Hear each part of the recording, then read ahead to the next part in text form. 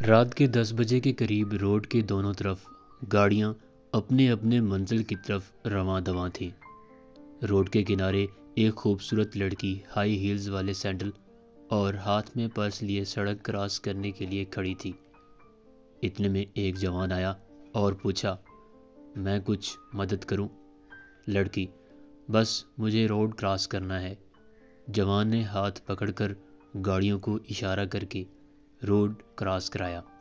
جوان، آپ کو کہاں جانا ہے؟ لڑکی، میرا کوئی ٹھکانہ نہیں، بس جہاں نیند آ جائے وہاں گزارا کر لیتی ہوں۔ جوان، اب تو کافی دیر ہو چکی ہے، میں ایک چھوٹے سے کوارٹر میں اکیلا رہتا ہوں، آپ چاہیں تو میرے ساتھ جا سکتی ہیں۔ لڑکی مان گئی۔ دونوں ایک گلی کی طرف بڑھنے لگے۔ گھر جا کر جوان نے لڑکی کو گھر میں بٹھا کر کھانا لینے واپس نکلا۔ بریانی اور کچھ کھانے کی اشیاء لیے واپس گھر آیا تو لڑکی سو چکی تھی۔ 1 گھنٹے بعد لڑکی کی آنکھ کھلی تو جوان نہا دھو کر کھانا گرم کر رہا تھا۔ لڑکی بھی اٹھ کر بیٹھ گئی۔ دونوں نے کھانا کھایا۔ پھر جوان نے پوچھا، کیوں کرتے ہو یہ سب؟ کیا مجبوری ہے؟ لڑکی، کافی لمبی کہانی ہے۔ جوان، پھر بھی مجھے سناؤ، ویسے بھی سردیوں کی لمبی راتیں ہیں۔ لڑکی، آج سے 15 سال پہلے میں چاچا چاچی کے ساتھ رہتی تھی۔ والدین بچپن میں ہی فوت ہو چکے تھے۔ کوئی چاہنے والا نہیں تھا، پیار کی پیاسی تھی۔ ایک دن اسکول سے چھٹی کے وقت ایک لڑکے کو اسکول کے باہر کھڑا دیکھا جو دیکھنے میں اچھا تھا۔ وہ بس مجھے ہی دیکھتا رہا۔ اب روز وہ چھٹی پر باہر میرا انتظار کر رہا تھا، مجھے بھی اچھا لگتا۔ ایک دن اس نے مجھ سے بات کی، میرا نام عمران ہے، یہاں پاس ہی ہمارا گھر ہے۔ میں نے بھی کہا، میرا نام یاسمین ہے اور چچا کے ساتھ رہتی ہوں، ماں باپ نہیں ہیں، وغیرہ وغیرہ۔ بس ہماری دوستی شروع ہو گئی۔ میں اکثر اسکول کے بہانے گھر سے نکل کر عمران کے ساتھ پارکوں میں گھومتی۔ دن گزرتے گئے۔ ایک دن عمران نے مجھ سے عزت کا مطالبہ کیا۔ میں نے انکار کیا۔ عمران نے کہا، ہم ویسے ہی شادی کرنے والے ہیں تو پہلے یا بعد کیا فرق پڑتا ہے؟ میں نے پھر بھی انکار کیا۔ عمران روٹھ گیا۔ اس رات میں بے چینی میں جاگتی رہی۔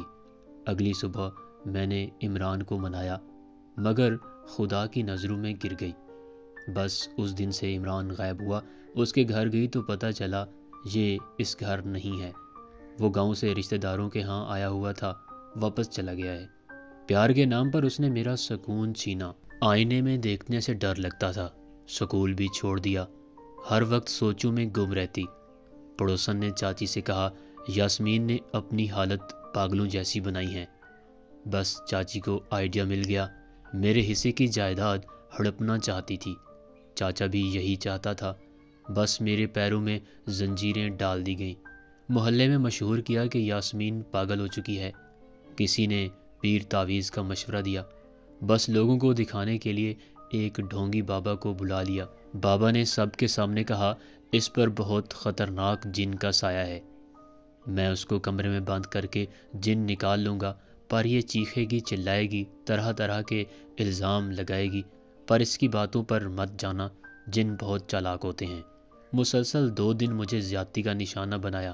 تیسری بار جب جا رہا تھا تو میرے کان میں کہا، سب کے سامنے ایسا ظاہر کرو کہ جن نکل گیا، نہیں تو میں ہر روز عمل کرنے آؤں گا۔ میں تنگ آ چکی تھی، سو نارمل ہونے کی ایکٹنگ کی۔ بابا تو گیا، پر میری زندگی اور جہنم بنا دی۔ کچھ دنوں بعد مجھے پاگل خانے بھیج دیا گیا۔ وہاں سے تو میں بھاگی، پر پولیس کے ہاتھوں چڑھ گئی۔ رہی صحیح کسر پولیس نے پوری کی۔ پولیس کے چنگل سے نکلی تو 2 وقت کی روٹی کے لیے یہ سب کچھ کرتی ہوں۔ کافی رات ہو چکی تھی۔ یاسمین تو سو گئی، پر عمران کی نیند اڑ چکی تھی۔ وہ جیسے آگ میں جل رہا تھا۔ کروٹیں بدل بدل کر صبح ہو گئی۔ یاسمین اٹھ گئی تو عمران نے کہا، آج تم یہاں رہو، میں شام کو تمہیں خود باہر چھوڑ آؤں گا۔ یاسمین، ٹھیک ہے، پر عمران، پیسوں کی فکر مت کرو۔ عمران کام پہ چلا گیا۔ جس دکان میں وہ کام کرتا تھا وہ ایک حاجی صاحب کی تھی۔ عمران نے حاجی صاحب کو ساری کہانی بتا دی۔ یہ بھی کہا کہ یاسمین کی زندگی کی تباہی کی شروعات میں نے کی تھی، پر وہ نہیں جانتی کہ میں وہ لڑکا ہوں اب میرا ضمیر مجھے کوس رہا ہے، اپنے آپ سے نفرت سی ہونے لگی ہے۔ ایسا کیا کروں کہ سارے گناہوں کے کفارہ ادا ہو جائے؟ حاجی، نکاح کروا سکتے ہو۔ عمران کو یہ تجویز پسند آ گئی۔ وہ جلدی جلدی گھر چلا گیا۔ یاسمین پھر سو رہی تھی، شاید وہ پہلی بار بنا سودا کیے چارپائی پر لیٹی تھی۔ عمران گھر آ گیا، چپکے سے اسے دیکھنے لگا۔ اب یاسمین پہلے کی طرح نازک کلی نہیں رہی، آنکھوں کے ارد گرد سیاہی تھی، لب کالے ہو چکے تھے۔ یاسمین کھانستے ہوئے جاگ گئی تو عمران کو اپنے طرف متوجہ پایا۔ عمران، جب تمہارا کوئی ٹھکانہ نہیں اور میں بھی اکیلا رہتا ہوں تو کیوں نہ ہم یہاں ساتھ ساتھ رہیں؟ یاسمین، ٹھیک ہے، پر اپنا دھندا کروں گی، میں کسی پر بوجھ بننا نہیں چاہتی۔ عمران، نہیں، میرا مطلب ہے کہ ہم نکاح کریں اور نارمل شوہر بیوی کی طرح باقی زندگی گزاریں۔ یاسمین زور سے ہنسی۔ تمہیں پتہ ہے تم کیا کہہ رہے ہو؟ عمران، ہاں، میں سوچ سمجھ کر کہہ رہا ہوں۔ یاسمین، یہ بس تمہارے وقتی جذبات ہیں جو بعد میں پچھتاوا بن سکتا ہے۔ عمران، نہیں، پوری رات میں اس پر غور کر چکا ہوں۔ یاسمین، ٹھیک ہے، جیسی آپ کی مرضی۔ حاجی صاحب کی بدولت عمران اور یاسمین کی شادی ہو گئی۔ عمران بہت خوش تھا، یاسمین بھی عام گھریلو عورتوں جیسی بن گئی۔ 1 سال بعد عمران کی بیٹی ہوئی۔